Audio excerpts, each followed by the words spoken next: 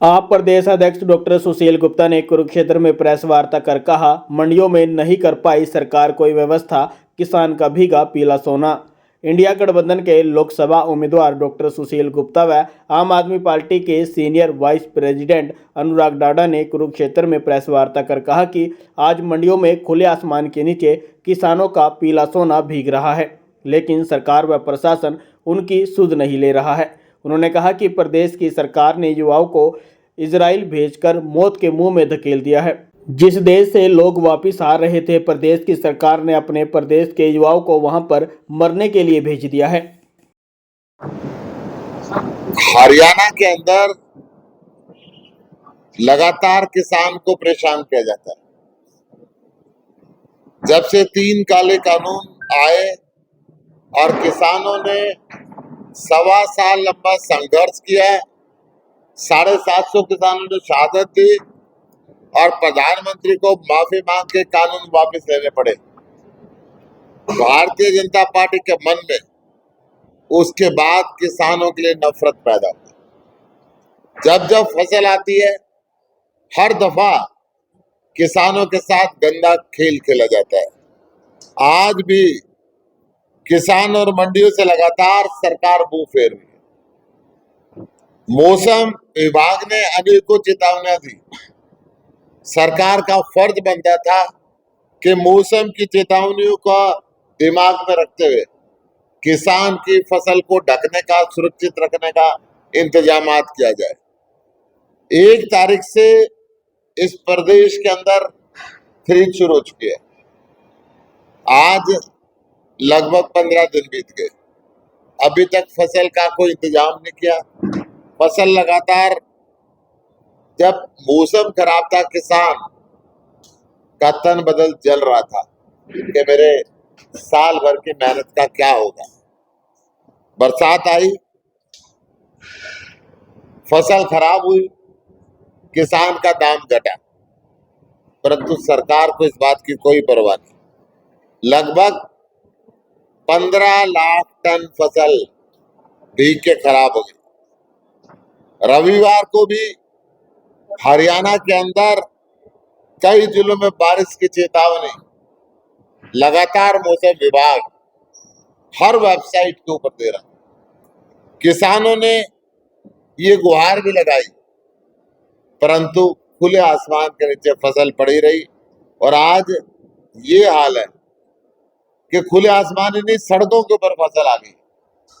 मैं अभी थानेसर के मंडी के बाहर से निकल रहा था, बिल्कुल मंडी से बाहर सड़कों के ऊपर आज गेहूं के ढेर लगे हुए।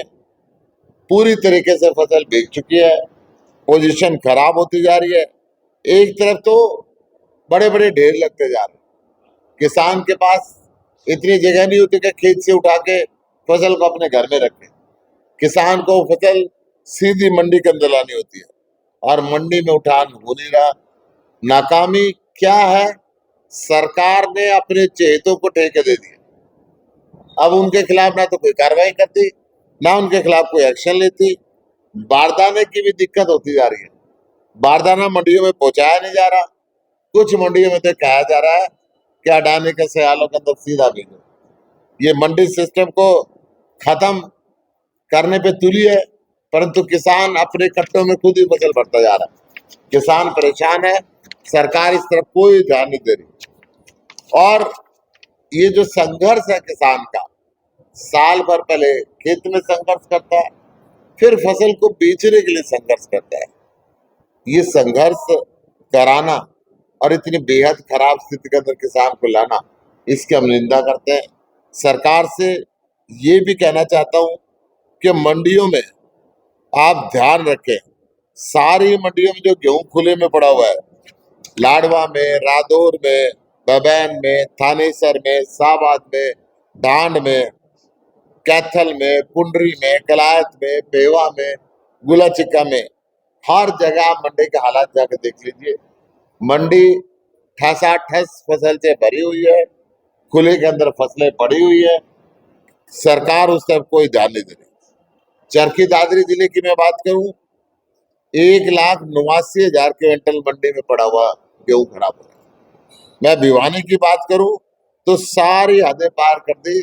7.5 लाख क्विंटल फसल भीग गई वहां पे, 7.5 लाख क्विंटल। सिरसा के अंदर 2 लाख क्विंटल फसल बर्बाद होने लगी। परंतु हिसार की मंडी में भी 1,92,000 बैग का उठाना भी बाकी है। सैड की फैसिलिटी है नहीं, 66,000 क्विंटल अभी खुले के अंदर सड़ रही है। ऐसे ही सोनीपत के अंदर है।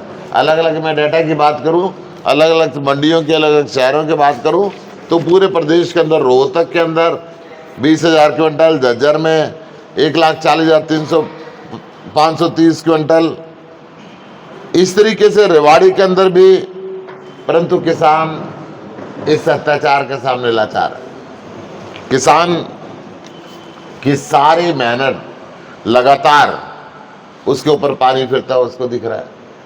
सरकार सो रही है, बद इंतजामी, उठान का ठिकरा किसान में फूटती है। पहले फसल खराब करेगी, फिर कहेगी औने पौने दामों के अंदर दे जाओ। कब तक हिंदुस्तान के अंदर ये किसान के साथ जाति होती रहेगी? भारतीय जनता पार्टी का चौतरफा हमला आज किसान के हो रहा है। भाजपा सरकार के पास कोई ऐसा प्लान नहीं है कि वो इस फसल को बचाए, किसान को पूरी कीमत मिले, और ना ही सरकार ये बात कर रही है कि फसल खराब हो रही है तो उसको हम कुछ मुआवजा देंगे। मेरी मांग है, जो फसल खराब होने की वजह से किसान को भाव कम मिलता है, उसकी भरपाई हरियाणा सरकार को करनी चाहिए और तुरंत करनी चाहिए। ना तो सरकार मुआवजे की बात करती, ना एमएसपी की बात करती। सरकार ने किसान के लिए खाद की जो बात थी, वो कट्टा 50 की जगह 40 किलो का कर दिया और कीमत बढ़ा दी। आमदनी डबल करने की बात कर रहे थे, परंतु आमदनी घटती जा रही है। लाठियां किसान पे बसती जा रही है। पूरे प्रदेश में किसान को खत्म करने की साजिश भारतीय जनता पार्टी लगा रही है। परंतु आम आदमी पार्टी, इंडिया गठबंधन पूरी तरीके से किसान के साथ खड़ा है। किसान की आवाज को सड़क से लेकर संसद तक हम लगातार उठाते रहेंगे, और ये सरकार, निकम्मी सरकार को अब विदाई के लिए हरियाणा का किसान तैयार बैठा है, इसको विदाई देने के लिए। आज मेरे साथ में हमारे वरिष्ठ साथी अनुराग ढांडा जी भी हैं, वहीद साहब हैं, मलिक साहब हैं, मित्तल साहब हैं, सारे के सारे हमारे साथी, इधर से लेके हमारे जिले के अध्यक्ष हैं, ओम प्रकाश जी हैं, सारे साथी यहाँ पे आए हुए। अभी बहुत सारी ज्वाइनिंग होनी है अलग अलग पार्टियों से। अलग अलग वरिष्ठ लोग आज यहाँ पे आम आदमी पार्टी को ज्वाइन करने के लिए आए हुए। कुरुक्षेत्र की सीट के ऊपर चारों तरफ से आज लोग आ रहे हैं, जुड़ते जा रहे हैं, काफिला बढ़ता जा रहा है। मैं अनुराग जी से निवेदन करूंगा कि आप अपना विषय रखें। आपके कोई सवाल? कई पार्टियों के नेताओं को गाँव में, शहर में विरोध हो गया है, तो क्या कहें? देखिए, विरोध इसलिए हो रहा है कि उनकी जन विरोधी नीतियां हैं। भारतीय जनता पार्टी ने, प्रधानमंत्री जी वायदा करके मुकर जाते हैं। प्रधानमंत्री जी 750 किसानों की शहादत के बाद एमएसपी की गारंटी का वायदा किया, मुकर गए। इस सरकार ने हरियाणा के अंदर 78 कॉलोनियां रेगुलराइज करने का एक नोटिफिकेशन निकाला। ये नोटिफिकेशन मेरे सामने है। ये नोटिफिकेशन निकला 21 नवंबर 2023 को। आज अप्रैल 24 है, एक भी एनओसी नहीं दी। ये जनता को मूर्ख समझते हैं। लोग परेशान हैं, ना वो मकान बेच पा रहे, ना वो नक्शा पास कर पा रहे, ना वो बैंक से लोन ले पा रहे। तो एक लॉलीपॉप दिखा देते हैं। चुनाव नजदीक आया, लो जी हमने आपकी कॉलोनी रेगुलराइज कर दी, लो जी हमने आपके ये बोल दिया। चुनाव खत्म हुआ, चीज़ें मुकर जाती हैं। आज यहाँ का जो मुख्यमंत्री बना, जो पहले यहाँ से सांसद था, यहाँ का जो विधायक है, वो कॉलोनी काटने का काम कर रहे हैं। जो यहाँ से नया सांसद आया, उसने इंडस्ट्री के लिए ज़मीन ली थी यहाँ पे कि लोगों को रोज़गार मिलेगा। उसके अंदर वो उन्होंने शानदार कॉलोनी काट दी। जो औने पौने दाम पे 2-3-4 लाख रुपए एकड़ में ज़मीन ली, आज 40,000 रुपये गज में वहां पे कॉलोनी कट रही है। तो क्या प्रदेश की जनता, इस क्षेत्र की जनता इन चीजों को देख रही है कि ये व्यापारी बन गए हैं? जिला कुरुक्षेत्र में कुछ दिन पहले बाढ़ आई, ये बाढ़ आई थी, इस बाढ़ के अंदर मैं इतने इतने पानी में घूम रहा था, यहाँ तक पानी था। क्या राशन बांट रहे थे? अनेकों जगह किसान की फसल तो बर्बाद हुई, उस पर रेत भी चढ़ गया। ना तो उस फसल का मुआवजा मिला, ना किसान अगली फसल बो पाया, ना इस सरकार ने रेत हटाया, ना किसान को हटाने दिया। और उस समय यहाँ का सांसद, यहाँ का विधायक विदेश में घूम रहे थे और हम यहाँ सेवा कर रहे थे। ये किसान विरोधी नीति है इनकी, किसान से इनको नफरत से होगी। आपने कुछ सवाल पूछे थे, आपके पास कुछ आया मैसेज? कोई जवाब नहीं आया। हमने सारे सवाल उनसे पूछे, खुले मंच के लिए उनको आमंत्रित किया, परंतु उनका कोई जवाब नहीं आया। जिंदल फील्ड में आ गए हैं आज आपको बुलाने के बाद। देखिए, वो साहबजादे हैं। आज उन्होंने शाहबाद के अंदर टाइम रखा था, परंतु घर से चलने में लेट हो गए और ये लिख दिया कि सिंघू बॉर्डर पे अव्यवस्था है। सिंघू बॉर्डर पे अव्यवस्था है, इसलिए 2-3 घंटे सिंघू बॉर्डर पे लग गए। अव्यवस्था तो भी इनकी सरकार है, सरकार की बनाई हुई है। इनकी सरकार की बनाई अव्यवस्था है। दिल्ली के अंदर भी बीजेपी की पुलिस है और हरियाणा में भी बीजेपी की पुलिस है। अपनी व्यवस्थाओं को ठीक कराएं। इस बाढ़ के अंदर लोगों के घर तबाह हो गए थे, सारा सामान पानी में बह गया था, 1 रुपया मुआवजा नहीं दिया। को किसानों से नफरत है। ये अडानी के दलाल हैं, सारा किसान को मजदूर बना देना चाहते हैं। अभय सिंह चौटाला ये कहते हैं कि सुशील गुप्ता को, उनकी सोच है, मैं क्या जवाब दूं इस पे? उनकी सोच है, वो जो मर्जी सोचते रहे। जी टांडा साहब क्या? देखिए, डॉक्टर सुशील गुप्ता जी ने अभी बताया कि मंडियों के अंदर किस तरीके की अव्यवस्था है और किसानों से भारतीय जनता पार्टी किस हद तक नफरत करने लगी है। मुझे लगता है कि जब से ये चुनाव अनाउंस हुआ है, भारतीय जनता पार्टी की ये नफरत और ज़्यादा बढ़ गई है, क्योंकि किसानों के साथ जो अत्याचार किया, जो 750 किसानों की शहादत इस सरकार ने ली, जो शुभकरण को इन्होंने गोली मार दी सरेआम, इस तरीके के प्रकरण से किसानों के अंदर ज़बरदस्त रोष भारतीय जनता पार्टी के खिलाफ है। और जहां भी भारतीय जनता पार्टी के उम्मीदवार प्रचार करने के लिए जा रहे हैं, उनको ज़बरदस्त विरोध का सामना करना पड़ रहा है।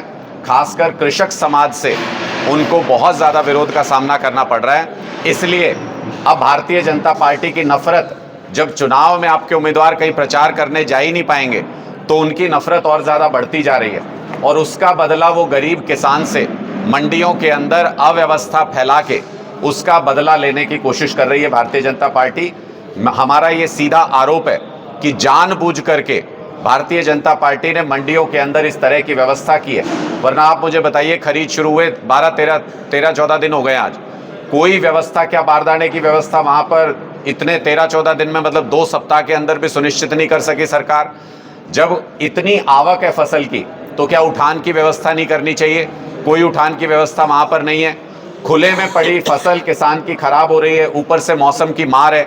ये सारी चीज़ें ये दर्शाती हैं कि किसान के प्रति भारतीय जनता पार्टी का दुश्मन जैसा व्यवहार है। और इसके ऊपर मोहर लग गई है जब भारतीय जनता पार्टी ने अपना मैनिफेस्टो रिलीज़ किया और उसमें एमएसपी गारंटी कानून के ऊपर एक शब्द भी नहीं लिखा गया, तो इस बात के ऊपर मोहर लग गई कि भारतीय जनता पार्टी आने वाले 5 साल के लिए भी अगर गलती से उनकी सरकार बने तो किसानों को प्रताड़ित करने के अलावा उनके पास कोई योजना नहीं है। इसलिए पूरा किसान वर्ग, सभी युवा, सभी बेरोजगार, सारे लोग मिलकर के इस बार भारतीय जनता पार्टी को 10-0 से हरा करके हरियाणा से भेजेंगे। इंडिया गठबंधन 10-0 से जीत हासिल करने जा रहा है हरियाणा के अंदर। ये पिछले 6 महीने से लगातार आम आदमी पार्टी इस प्रश्न को उठा रही है। जब इन्होंने इजराइल भेजने की योजना बनाई हरियाणा के युवाओं को, हमने तभी कहा था कि ये हरियाणा के युवाओं को मौत के मुंह में धकेलना चाहते हैं। आप मुझे बताइए, 2 लाख सरकारी नौकरी खाली है हरियाणा के अंदर, यहाँ पे नौकरी दे नहीं रहे। और इजराइल में जहाँ युद्ध चल रहा है, इन्होंने ऐसी योजना बनाई कि वहां पे युवाओं को नौकरी देने के लिए भेजेंगे जहां से सारी दुनिया के लोग नौकरी छोड़ छोड़ के चले गए, क्योंकि वहां पर जीवन मृत्यु का खतरा है। अरविंद केजरीवाल जी भी जब हरियाणा में आए, उन्होंने स्पष्ट तौर पे ये कहा था कि हरियाणा के युवाओं को इजराइल में मौत के मुंह में मत भेजिए, लेकिन इस सरकार के कान पर जूं तक नहीं रहेंगी। 1 तारीख को इन्होंने 530 हरियाणा के युवाओं को इजराइल में भेज दिया और 2 दिन पहले ही भारत सरकार की एडवाइजरी आई है कि इजराइल कोई घूमने के लिए भी ना जाए, वहां पर युद्ध का खतरा है। और उसके बाद ईरान ने हमला भी कर दिया वहां पर।